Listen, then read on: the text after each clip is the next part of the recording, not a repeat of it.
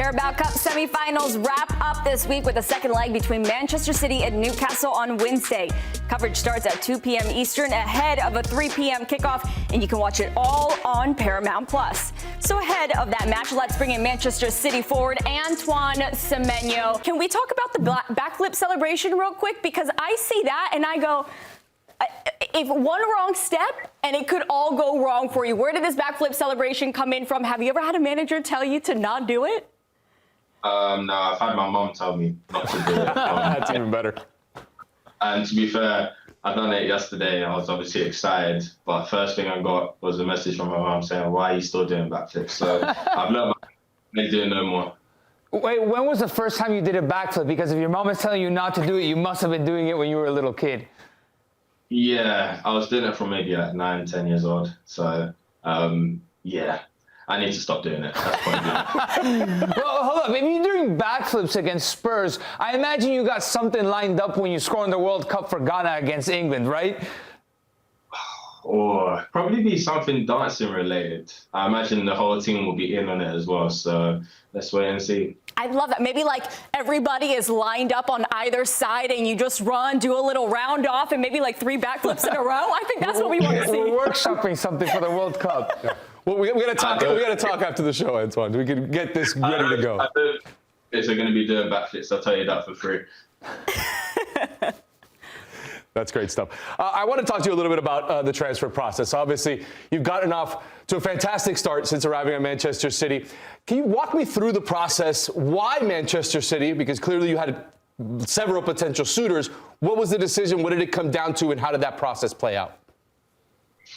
I think one thing for me is always prayer. I pray on these things. It's so important. It's my next step for my life, for my potential kids, family. And just that feeling of being wanted, they gave it to me from when they were interested at the start of December. And yeah, it just made so much sense. And I prayed on it and God gave me my answer. So that's what led me here. All right, what was it like then when you walked into the dressing room, your first interaction with Pep? Because we know how intense he could be, how football mad he can be, which has made him into one of the best managers in football history.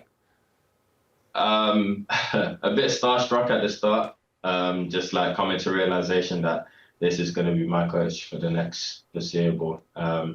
So yeah, obviously a bit shocked, a bit surreal, but I realized that, you know what, this is the place I'm meant to be at. These are the coaches I want to be coached by, and he's going to take me to the next level. So yeah, it was intense, felt surreal, but I'm just so grateful to be here. We talk about how intense he is coming in the middle of the season as well. You kind of have to learn on the fly. How has that gone? And what's his approach to a new signing coming in January? How he kind of lets you fit into the group? I think it stems from the players. The players made me feel very comfortable.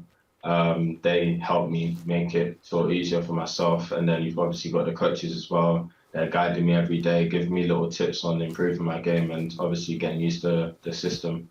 But yeah, it's been very, very easy. Everyone's made it very easy for me to settle in. And yeah, I have to learn on the go. I mean, I've had to do that practically all my life, football career, I should say. So it's not anything new to me. How about your relationship with the one Erling Haaland? My favorite social media clip was him saying, "This guy's not going to pass the ball to me. He's trying to take my golden boot." I love that. And you're like, no, don't do that to me. What's your relationship like with him? Nah, it's great. He's made me feel so comfortable. He's a loud character in the change room, very vocal, but he's made me feel the most comfortable, I should say, from day one. Even with that clip, just before that clip even came out, he was just saying, like, it's great to have you here. Obviously, we're going to win leagues, cups together, compete for top goal scorer as well. So it's nice, friendly competition, but I'm glad he's my teammate. Bro, I don't know if he was joking around, but ever since that clip went out, you have many more goals than him. At this rate, you are going to take all of his goals, which is pretty incredible. Listen, I mean, we'll wait and see because he's a goal machine. All he needs is one to get going. So, I mean, it's like I said, it's healthy competition, but it's good we've got 2 top goal scorers, I should say, in the same team. Let's focus on that healthy competition aspect of it, because you're coming from Bournemouth. With all due respect, you're one of the main guys, if not the main guy on that squad. Then you walk into a team that everyone is excellent, right? What's it like in training compared to other clubs that you've been, where perhaps your starting spot isn't guaranteed and every day it's a battle in training? Well, for starters, the quality is through the roof. You're playing with top class players every day, so you have to be on your A game. Otherwise, you just look like an outsider. So it's helped me improve, make sure I'm on my toes, I'm focused every single day.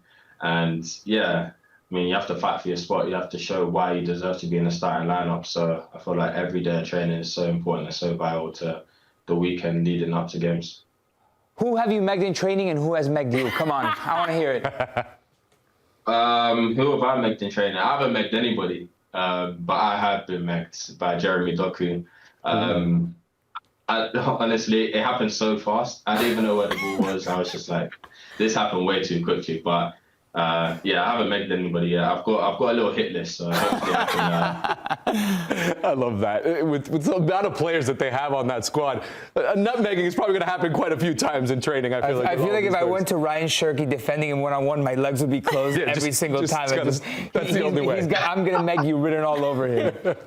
Antoine, we're talking about obviously this club now, but going back to your Bournemouth days, when you did leave the club, you took out a full-page ad in the Bournemouth Echo thanking the supporters. Why was that so important for you? Obviously, what you meant to that club kind of speaks for itself, but why did you feel the need to do that, to speak directly to the Bournemouth supporters? Well, like from the first day I went there, it was like a big happy family. Everybody got on so well, from players to staff to the guys behind the scenes. It was just such a big happy family. So when I left, I wanted to show my love to them. They helped me get to where I am today.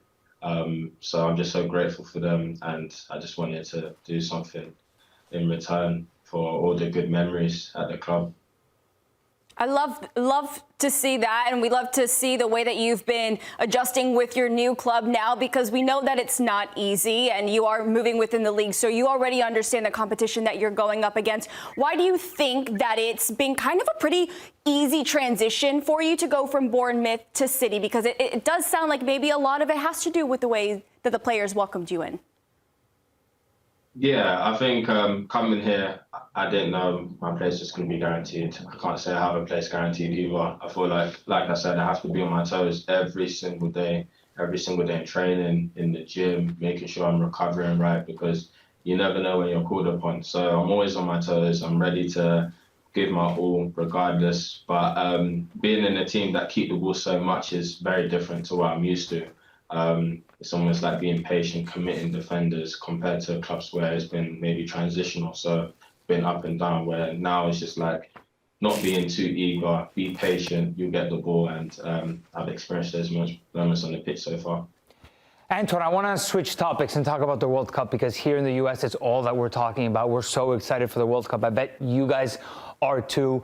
Obviously, Ghana wasn't part of AFCON, but we were talking a lot about this experience of the African diaspora, and how a lot of these countries have reached out to the sons of the people or the grandchildren of people who have emigrated outside of Africa just due to the circumstances of the country. So what's it like with your Ghanaian family? I imagine there's an incredible wave of pride that you guys are going to go represent your country from the Semenyo family at the World Cup. Yeah, we're gonna come in big bunches. I'll tell you that. I think big tournaments like this, we want to show our culture. We want to show we're different to other nations, whether it's dancing, whether it's singing, just supporting the crowds. Yeah, it's just endless. I think Ghana runs through so many people's veins back home, and yeah, we just love football. So the World Cup's gonna be it's gonna be amazing. Hopefully, God willing, we do well, and yeah, looking forward to playing in America. So I think a lot of second-generation immigrants like Claudia, like myself, like Stefano, have a very similar experience here in the U.S. that you might have had in London. So what was it like growing up in a Ghanaian family in London? It was eventful. Half the time I was getting in trouble and getting punished. But yeah, like you learn a lot. They teach you a lot of things quite early on, like preparing yourself for adulthood, just making sure you're always on your toes. You always work hard. You always have a plan B just in case plan A never goes right. So yeah, it's demanding. You learn a lot. You get punished a lot for little things, but it's all part and parcel of growing up, and that's what's led me to be the man I am today. So I'm so grateful. How's your mom's cooking? Oh, it's amazing. I miss that every single day, honestly. I wish I could have it every day, but I know I can't. I got to make sure I'm sticking on a diet, and yeah, from time to time, I still have it. So it's always great. Hey, she's going to take that cooking away from you if you keep doing backflips, so be careful the way you operate moving forward. You know what, I want to test the waters with that. I've done the backflip. If I ask her, I don't know. She might say no. It's crazy. Let's find out. That's great. Have you had any banter, real quick, have you had any banter with any English people over there? Because you guys are in the same group as England. Yeah, there's been a bit of small talk, but we know, well, as Ghanaians, we know it's going to be a challenge. They're a star-studded team. They have so many top-class players, but we believe in our source. Essentially, we want to show people around the world that Ghana are one of the top nations as well, and we can compete with the best. So there has been a little bit, but yeah, we'll wait and see. I could see some trash talk with Gahey, with Phil Foden, with some of the England players in that team. I could see the trash talk ramping up as we get closer to the World Cup. He knows how to banter with the English people, but Antoine, if you need a little bit of Spanish for when you take on Panama, you let us know, and especially Nico being the Argentine here, he can teach you how to chirp. Maybe not on the show. Maybe he's got to stick around before I can teach him some stuff to say. Definitely not on the air. Thanks for watching this video from Morning Footy. For all news and insights regarding leagues around the world like EFL, Serie A, and all UEFA competitions, both men's and women's, don't forget to sign up for Paramount+.